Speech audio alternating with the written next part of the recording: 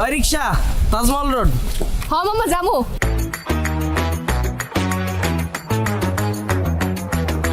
কি খেলা দেখাইলি রে বিলকিস, শিখলাম। বিলকিস? এই বিলকিস কে বাবু? আমার এক্সা ছিল, ওই কই তো কাম কাজ যে করো না, ভবিষ্যতে তো তোমার রিক্সা লয়ে বাইরিতে হইব। এখন শুনছি ওই বলে রিক্সা লয়ে বাইরিছে, মায়া লাগে রে বিলকিস। উঠো উঠো, আরে ধরো ধরো ধরো ধরো, তুমি শাড়ি পরছো না, উঠতে কষ্ট হইব, আমি আগে উঠি। আসো জান আসো, সাবধানে, ব্যথা পাও নাই তো? না। যাও যাও।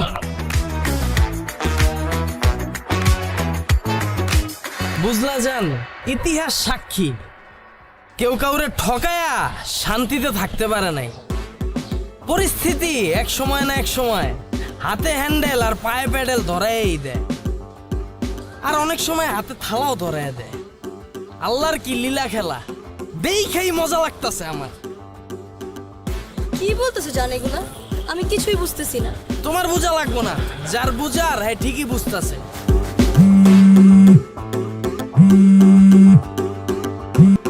হ্যালো, হ্যাঁ বন্ধু ক, রিক্সায় উঠছি। কি কস? বিলকিসের রিক্সা চালাইতে দেখছস? আরে হ বেটা, আমিও দেখছি, মায়াটা পুরা মান সম্মান সব খাইয়া দিছে। হ্যাঁ মামা, রাখ রাখ রাখ। আরে বিলকিস, রিক্সা লইয়া বাইরিছস, মাইনসে আমারে ফোন দিয়া হুনায়। মায়া লাগে রে, আবার মনে মনে খুশিও লাগে। আল্লাহর কি লীলা খেলা। এই বিলকিস আমারে কইছিল তোর প্যাডেল মাইরা খাইতে হইব। আজকে এই বিলকিস প্যাডেল মাইরা খায়, আর আমি আমার বউলে বিল্ডিং মারি, মজাই লাগে। কত বুঝাইছিলাম, বিলকিস আমারে ধুইয়া যাইস না বিলকিস, একদিন পস্তাবি, আমি একদিন সফল হমুই, তখন তোরা রানীর মতো করে রাখমু। আমার কথা শুনলি না, আমার ছেড়ে গেলি গা। আজকে দেখ, তোর থেকে আমার বউ সুন্দরী। জান কিসে? হ্যাঁ পানি খাবা? এই দাঁড়ো, এই দাঁড়ো, দাঁড়ো তো।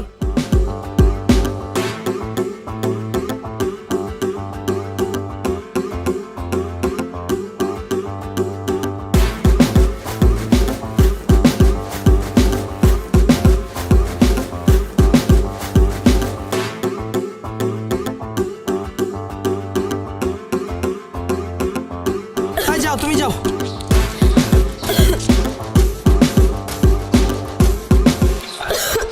লজন পানি খাও। এখন ঠিক আছে? হ্যাঁ জান ঠিক আছে। আল্লাহ রে, টেনশনে পড়ে গেছিলাম। আরে বিলকিস রে, কত বুঝাইছিলাম তোরে, আমারে থুইয়া যাইস না, আমার মতো কেয়ার তোরে কেউ করতে পারবো না।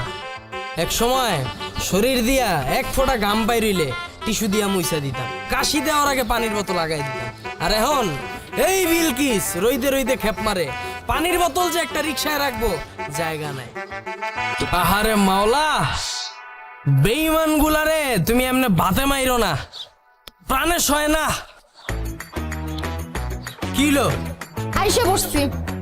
ও আয়া পড়ছি, ও জান আয়া পড়ছি।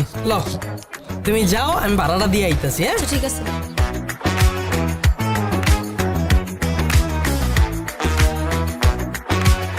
দেখো, তোমার সাথে আমার যা কিছু ছিল তা নতুন করে কেন তুলতেছো?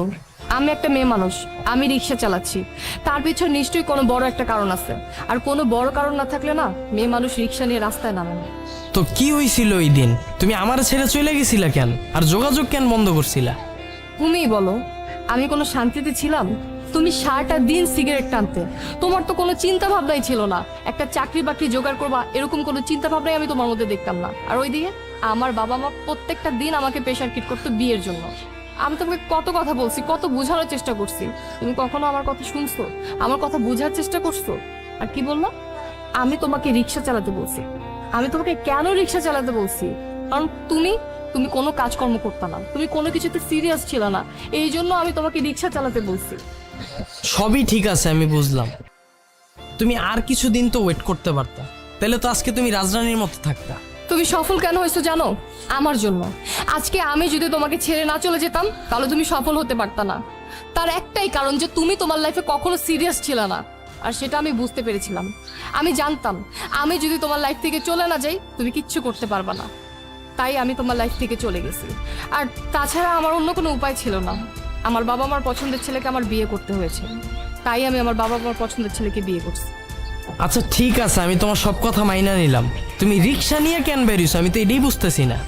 আসলে সত্যি কথা বলতে কি জানো, বাবা মার পছন্দে বিয়ে করেছি ঠিকই, কিন্তু তোমাকে তো আমি অনেক ভালোবাসতাম। তোমাকে আমি ভুলতে পারিনি।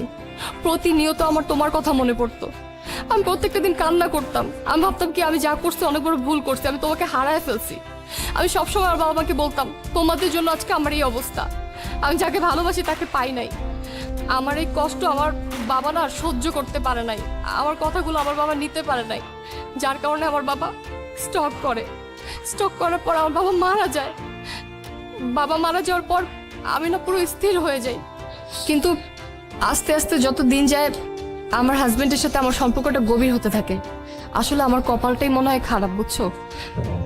আমার হাজবেন্ডের সাথে আমার সম্পর্কটা গভীর হওয়ার প্রথম সপ্তাহতেই আমার হাজবেন্ডের ব্লাড ক্যান্সার ধরা পড়ে। আর কি করব বলো, আমার হাজবেন্ডের চিকিৎসার জন্য আমার হাতে তেমন কোনো টাকা নেই। আমি আমার হাজবেন্ডের চিকিৎসার টাকার জন্য আজকে রিক্সা নিয়ে রাস্তায় বের হয়েছি। এছাড়া না আমার অন্য কিছু করার ছিল না। তুমি আমার মাফ করে দিও। আমি আসলে কোনো কিছু না যাই না বুঝেই তোমার সাথে এতক্ষণ উল্টাপাল্টা কথা বলতেছিলাম। আমি ভাবছিলাম তুমি হয়তো বা ইচ্ছা করে আমাকে ছাইরা চইলা গেছো। যাই হোক, আমি দোয়া করি যেন তোমার সব কিছু আবার আগের মতো ঠিক হয়ে যায়। আমি তো তোমাকে ওইভাবে সাহায্য করতে পারবো না। আমার অফিসে একটা জবের ব্যবস্থা হয়তো বা করে দিতে পারবো। তুমি আমার নাম্বারটা নিয়ে নাও।